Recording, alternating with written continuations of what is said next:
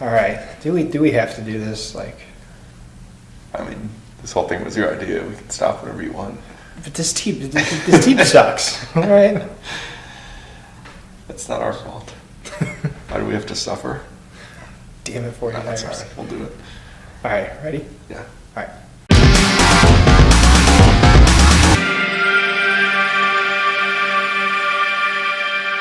Hello, everybody, and welcome back to 2M Football. I'm Mike. And I'm Matt. We are finishing off the NFC. I didn't mess up this. I didn't do it. It was all you. West with the San Francisco 49ers. San Francisco 49ers. They were 2-14 this year. Second worst record in the league, earning them the number 2 overall draft pick next year. And last place in the NFC West. 49ers are definitely starting a rebuild, but they've already made some moves this offseason that I'm excited about, at least on the offensive side of the ball. Did they just close up shop and go home? No, they opened the shop, and they're purchasing football players. They have a new general manager, John Lynch, who we all know is the safety for the Bucs and Broncos, I believe. Hard hitter. Yep, and he's made some hard-hitting moves in free agency. Oh, dear God. I can't believe we're doing this. And they have a new head coach in Kyle Shanahan. That's exciting. Also depressing. Yeah, I mean, they didn't make him do it. He was Atlanta's offensive coordinator. And these two are going to form the building blocks for this franchise. And they've already, as I mentioned, they've already made a lot of moves just a few days into free agency that are pretty exciting. And there's a lot to do. This roster needs help almost from top to bottom, and the road back to relevance is going to be a long one. To use Mike's favorite word, it's just garbage. So we just have to hope that, for the team's sake, that the owners and the fans will have the patience necessary to let this rebuild happen and get this team You back don't pull in these type of guys in this situation without anticipation, at least from the owner's standpoint of a rebuild. You wouldn't bring in a new general manager and a new head coach if you weren't sure that this is the route you needed to go. Right. And so before we look to the future, we'll look back towards last year and take a look at just how bad this offense was. I kind of like that. That was good. Thanks. I'll keep using that. They put up 19.3 points per game. Wow. Which was, it's not much, right? 27th in the league. Oh, it's not 30 yet. No. There are a lot of numbers that it's not. They put up 308 yards of total offense per game, which was 31st. 182 of those were pass yards, dead last in the league, behind even the Rams. Wow. You look like you want to say something. Do you have something to say, man? Nothing constructive. It doesn't have to be constructive. Whoa! Okay, I lied. Don't do that again. Bright spot, though, for this offense was the running game, where they averaged 126 rush yards per game, which was 4th best in the league. We'll get started at the quarterback position. Last year's quarterbacks are no longer on the roster. And that includes Colin Kaepernick, who we all know about the issues he's had, and also Blaine Gabbert, who's had his own share of issues. Oh, Blaine Gabbert's the man. No, I'm sorry. Are you on drugs right now? What are you doing? Matt seems a little loopy right now. I don't know what's going on here. It's just... This team just... It's been a long day. Garbage fumes affecting you? Okay, no, but they've made a couple of free agency signings at the quarterback position already, just a couple days into 2017 free agency, and both of them are from the Chicago Bears, funnily enough. They signed Brian Hoyer to a 2-year, $6 million per year deal. A lot of teams are familiar with him because he's been on 7 of them now. Yeah. He's at only age 31, which is not young, but to have been on 7 different teams, that's almost 1 per year. And the funniest part was he was the best quarterback the Bears had this year until he broke his arm by Clay Matthews, no less. I remember that game. Yeah, he's been okay. He's been an okay quarterback throughout his career. He can hold his own. Yeah, and as you mentioned, in the 6 games he played with the Bears last year, he had 6 touchdowns, no interceptions, almost 1,500 yards, and a 7.2 average per pass attempt, which isn't awful. Which is better than Cutler had in the past, 5 years. And the biggest thing there is 0 interceptions in 6 games. And that's what you want to see. And the turnovers are key. The 49ers have been plagued by turnovers. And while you're rebuilding, you just need someone to right the ship, as they say. And I think that's kind of why they brought in Hoyer, was just to keep things stable while everything else forms. And 2 years is perfect for him.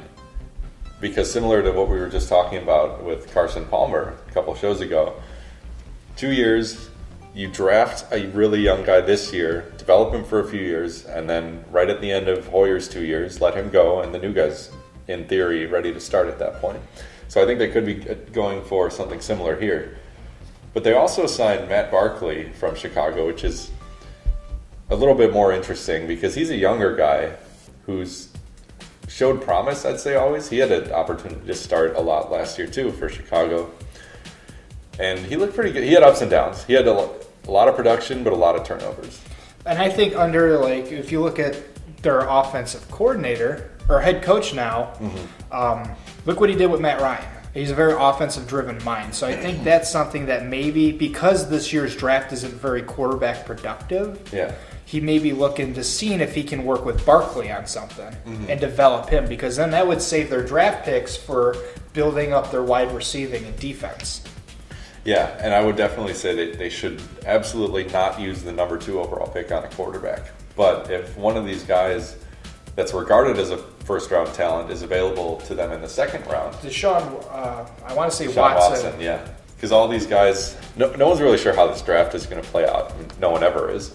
But if any one of these quarterbacks ends up falling into the second round, that might be a good time for them to pull the trigger. Develop that guy for a couple years while playing a mix of Hoyer and Barkley, I guess. The only one that I could think is Mike Trubisky out of Notre Dame. No. Yes. Who's the second, what they consider the second best quarterback overall. And he's the only one that I think seems to fit this one. Or perhaps Trevor Knight. He's another one that I liked. The problem is they have problems with accuracy. Yeah. But like I said, they have the advantage of having the offensive coordinator that they have. Right. So I think anyone brought under them has the potential to be groomed really well by Kyle Shanahan. It's just, do you take those chances, or do you kind of work with what you got and invest in other stuff? Yeah, and an early round, they should invest in other stuff. But Barkley's probably not the answer either. He's on his third different team, I believe. He was originally drafted by Philadelphia. Didn't play too much there as a starter, but got some looks. And he is getting a little up there in age. He's 27, 28. And I don't think he's going to become a good starter now, is the point I'm trying to make. Right. So these guys are kind of here to just hold the fort down while they figure things out. Yep, that's what I believe. Whoever it is going to get a lot of help from this team's running game, which has one of the lone bright spots in this offense in Carlos Hyde. So Hyde just finished his third season after being selected in the second round of the draft in 2014, and he had his best season in the league so far. He had 217 rushes for 988 yards with a 4.6 average and 6 touchdowns this year. And he also added 27 catches for another 160 yards and 3 more touchdowns. And this production is especially impressive when you consider how little of a threat this passing game was all year. Almost similar to, I'd say it's almost as bad as what the Rams were last year as far as the passing game. Just barely there, almost non-existent. Yeah, not much of a threat, and that makes Hyde's performance more impressive to me. He's a bigger back at 6 feet, 235 pounds, and he really uses that to his advantage. He runs with authority. He does, and he always finishes runs. I don't want to compare anyone to Adrian Peterson, but that's what we always, in his prime, that's what Peterson was known for, running people over. He hits you as a defensive player. You don't put a hit on Peterson. He puts a hit on you, and if you take him down during that, then you're lucky. And that's what I saw in Hyde's running style. But he's also deceptively quick for his size. I saw him make some really sharp cuts, and he has the ability to completely juke out safeties and corners in the second level of the defense. So I'm really excited by Hyde, if you couldn't tell. And he's something that this team can rely on while they rebuild just about everything else around him. And that's okay, because at least you know you have something going for you. And it's nice to know that this team doesn't have to worry about not only building up a wide receiver and quarterback core, but working on a run game too. The run game's there to lean on. Yep. And any quarterback will benefit from that. But they do have to realize now, is after this stellar year for Hyde, that defenses are going to be prepared knowing what's coming. Yeah, that's a good point. And something that'll help with that is one of the free agency signings they've already made, and it's Kyle Juszczyk. We talked about him just a few weeks ago on the Ravens show, but he is a fullback, and the 49ers are paying him a lot of money. He signed a 4-year, $21 million deal, making him the highest paid fullback in the league at almost double the salary of the second highest paid fullback in the league. So they're investing a lot in him, and he is a really good blocker, and he can catch too. So I like the move. I think they probably didn't need to spend that much to pay him. I was going to say, like, the move is perfect for what this team needs, but that pay is... I hope that they get their money's worth out of that, which means he better be stellar. He's going to have to, because on a yearly basis, they're paying him almost as much as Hoyer, who's going to be the quarterback. That's kind of scary. Which just seems weird to me. I guess when you factor in that this team basically has a run game and nothing else, it Yeah. kind of like that's where the money went. So even though, like you said, teams will be more focused on that, hopefully he'll help to offset that and have another productive year on the ground. But speaking of overpaying, Pierre Garçon, another guy they signed this past week, the former Washington Redskin. They signed into a 5-year, $47 million contract that's heavily front-loaded. He's going to make $16 million this year. That's third most among any wide receiver in the league, behind just Antonio Brown and Des Bryant. And what concerns me is his production. He's still good, but he's declined over the past few years. He's not the Indianapolis Colt that we remember. No, and he's going to turn 31 this August before the season starts. And he's coming off just his second career 1,000-yard season. Are we hoping there's a third one in there? Or are we just hoping that he's going to give this offense something of wide receiver? I'm sure they'd love for him to get another 1,000 yards. Otherwise, they're going to be, if you calculate how much money they're paying him per receiving yard, it's not going to be pretty. He's been reasonably productive his whole career, but I don't think he's ever really been the team's number one. When he was with the Colts, it was Marvin Harrison. When he was with the Redskins, he's always been sort of behind Deshaun Jackson there. But they're going to be asking him to be the number one receiver, and I don't know if he can really step up to that role. Well, he really may not have a choice. Yeah. Because there's not a whole lot in this receiving core. Another guy in the receiving core that they just extended is Jeremy Curley. He is exclusively a slot player, though. He's not going to go outside at all. He did have a career year, which isn't really saying much for him. Last year with San Francisco, catching 64 passes for 660 yards and 3 touchdowns. He'll continue to man that slot role. The other guy who's going to be outside opposite Garçon is Marquise Goodwin. He's another signing from this past week. And he's only 26 years old, just finished his rookie deal with the Bills, where he didn't get a ton of playing time, but he really showed flashes on the field. He's all about speed, Goodwin, and he has a lot of it. And people are saying he's going to fill what is now known as the Taylor Gabriel role in Shanahan's offense. Just to explain that a little more, Taylor Gabriel was Falcons receiver last year, who he was more of a situational player, but he came in and made big plays. Yeah, I was excited. So that's what they're looking for from Goodwin. Got a few other guys there that don't matter too much. Torrey Smith is gone.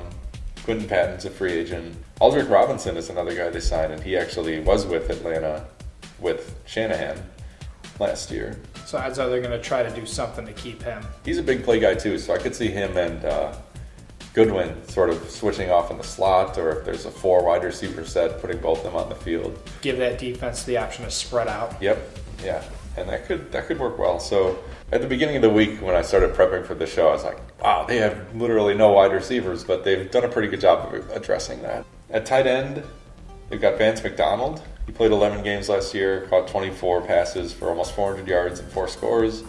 He's a pretty good receiver. No Vernon Davis yet, obviously, but he's only 26 years old and has room to grow. He's not a good blocker, but that's where another recent signee comes in, Logan Paulson. They just got him from Chicago. He's a run blocker.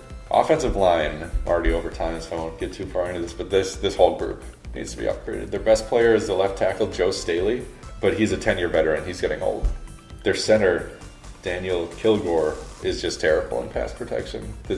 I saw him get run over multiple times. Yeah. Like, his time from snap to get in the block stance takes way too long, and I've seen him just get pushed around. So this whole group needs to be upgraded. And I haven't said much because I didn't focus on the offense because it was frustrating. Like, because when they were instances where they would get so much momentum going and then they would just flounder. And it made no sense. Like, they'd be driving down the field, marching down the field, and all of a sudden it's like, they stop. And it's like, no, like, what are you doing? Yeah, it'll help to have some actual wide receivers next year.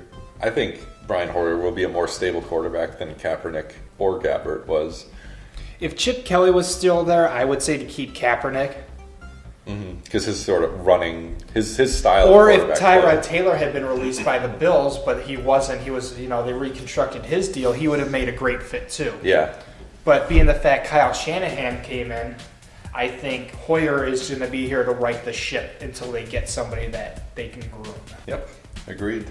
And that's all I got on the offense. Now it's my turn to shut up. So on the San Francisco defense, I'm going to sum this up in 2 lines. Their best stat was they were 14th versus the pass, and they sucked versus everything else. They were literally 32nd in the league against total points, total yards, and the run. So this 14th versus the pass, in my opinion, doesn't even matter. Because they clearly showed the defense was just garbage. And I don't know how to explain it. I thought it was maybe because they were aging. So I decided to look at their combined average age across the defense. And it was only 27. So not terrible. Yeah. But 2 other leading players were both 32. Antoine Bethea, who's 32, led the team in tackles with 110, and now he's gone. And Ahmad Brooks tied for lead of sacks with 6. He's also 32. So I decided to take a look at, okay, where were these positions that they sat in to see where these holes came in. And one of them was a cornerback, and one of them was an outside linebacker. And then I also made a unique discovery of their nose tackle was 31. And what I found out is their 3-4 defense, the nose tackle is critical to stopping the run. So I was like, okay, let's watch the run game. And it just was, no, I'm not even going to go there. Now, my free agency choice was Cromartie, but, well, once again, my free agency choice decided to leave town. So I decided, okay, they could spend in free agency, like a lot of teams do.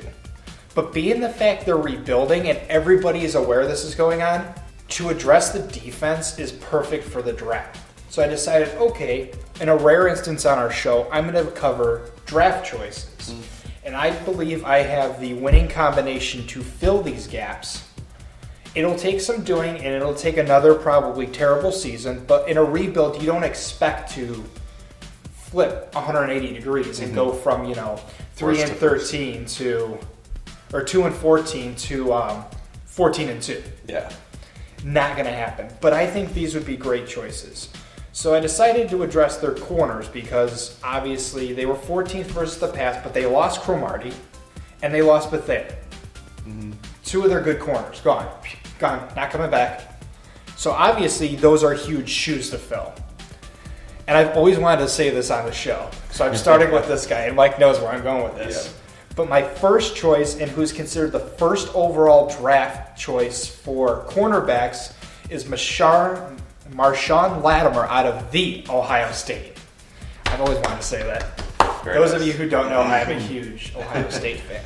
Might come up once or twice on the show. He's 6 foot, 193 pounds. He's just solid overall. His performance, his pattern, his ball tracking skills, his man-to-man coverage, he's just good overall. The only problem I have is his small size is a concern. At only being 6 foot, 193 pounds, most of these receivers are at least 6'1", 6'2", and at least 10 pounds heavier. And in a game where the receivers are just as physical as these corners, it could prove a weak spot. But I think that there's great potential. There's a reason he's sort of geared as towards the number 1 overall corner. A great compliment to him would be Fabian Moreau out of UCLA. He's 6 foot as well, but he's 206 pounds, so he's almost at 10 pounds lighter, or 10 pounds heavier. So he fits sort of a little bit shorter, but just as big as some of these receivers. And the things I noticed out of the combine was he has great ability to flip from side to side. So some of these routes, even though it's called a go route, they kind of weave in and out from inside to outside to try to separate space. And a lot of time, these corners are looking one way, watching the receiver, looking at the cornerback, and by the time they turn and flip their body, the receiver gets behind them. he has a very natural turn motion to him, which means changing sides for him is easy. He is also one of the best tracking abilities to track the football. So if he takes his eyes off the receiver, his natural foot motion allows him to track the football really well, which for a corner means you're either going to break up the pass or you're going to cause a pick. That's huge. And it also helps to not get flagged for pass interference if you got your eye on the ball. So, I mean, and that's a big thing. I think I've stated this before, is to turn and look back at the football. Yep. Don't lock onto the receiver because that's going to get called every single time. With the fact of Ahmad Brooks being 32 as one of their outside linebackers, that is an area that needs to be addressed because he is reaching an older age and you want to start finding his replacement. Yep. Out of Wisconsin, I have Vince Bigo. He's 6'3", 246 pounds. Wow, he's like the same weight I was in high school, but he's definitely taller. So big physical guy. He was great at Wisconsin. There's a drill called the pedal and react, and I love this drill. And it works very simply. I'll see if I can find a diagram to put up of it, because I want to put a diagram up this time. Yeah. So the way it works is they start, the drill coach takes the football and he pushes them back. So you're backpedaling, you're walking, you're basically running or jogging backwards. And then what happens is he'll snap the ball in a direction, usually to the right first. You then have to take an out of your back pedal, you have to snap to which would be your left, and run. Go, go, go. And then they snap the ball back again. So you have to go from running east-west back to running backwards. It's like if you're changing direction, or if you're following coverage as a wide receiver.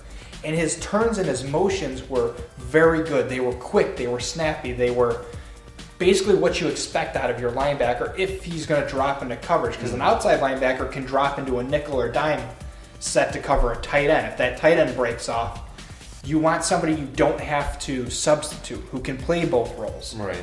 And I marked down that in coverage, he could be perfect for a nickel sub package because he can play outside linebacker and he has the ability to drop off of that position and cover a tight end that could be running a dig route or a quick slant, which is great for defenses because that prevents people from like Aaron Rodgers, who like to catch you while you're subbing and get you with too many men on the field. Right. You don't have to substitute.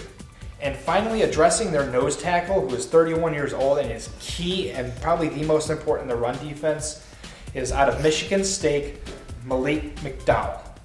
He's 6'3" and 295 pounds. This is a big dude.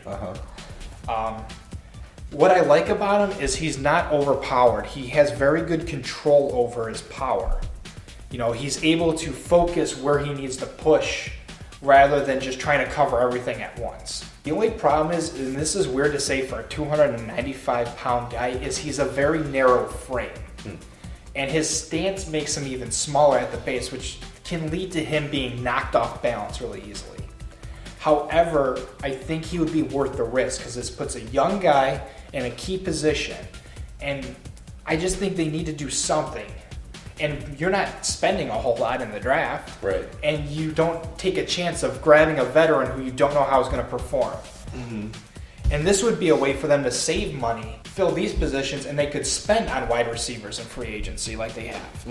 And they could build these guys up. And I think this would make this defense a lot better. Cool. Infuse it with some youth, and then in a couple of years, these guys will grow up together and be a really strong unit. And you're not spending right now. You're spending on the areas you need to cover now. You can't wait. The defense, while it was absolute just trash or garbage, it can be fixed over time because this offense needs to get something going. Neither side was able to do much. But that's all I have on the defense. Cool.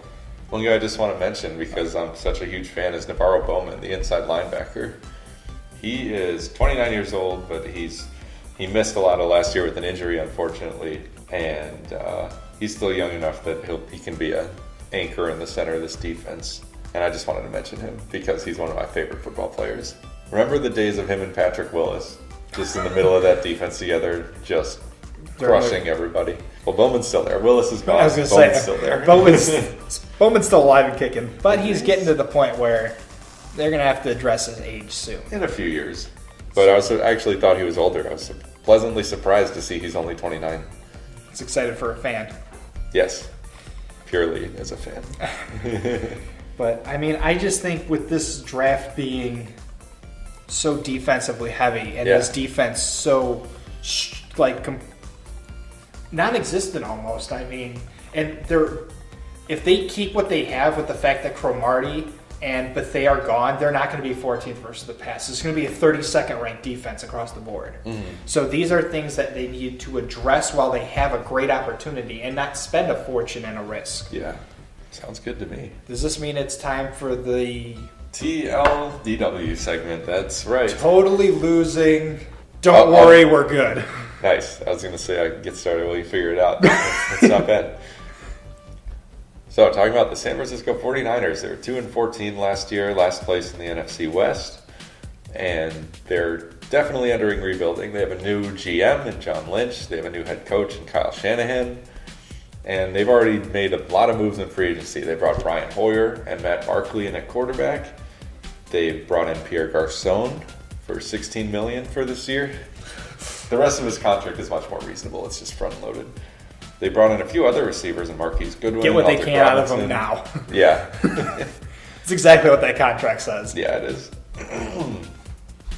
And so they brought in Kyle Juszczyk. They're definitely committed to the rebuild, which is good to see. And then on the defensive side, Defense, they were just bottom of the board in everything except the pass. But now with Cromartie and Bethea gone, I mean, at this point they are literally 32nd across the board in the defense. They're the worst defense in the league.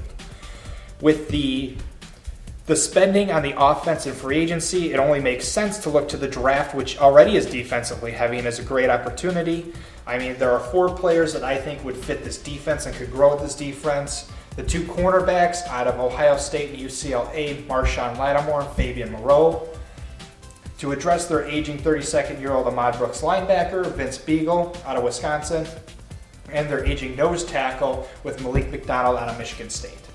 With this young group coming in, it means they don't have to spend in defense, rather they just develop.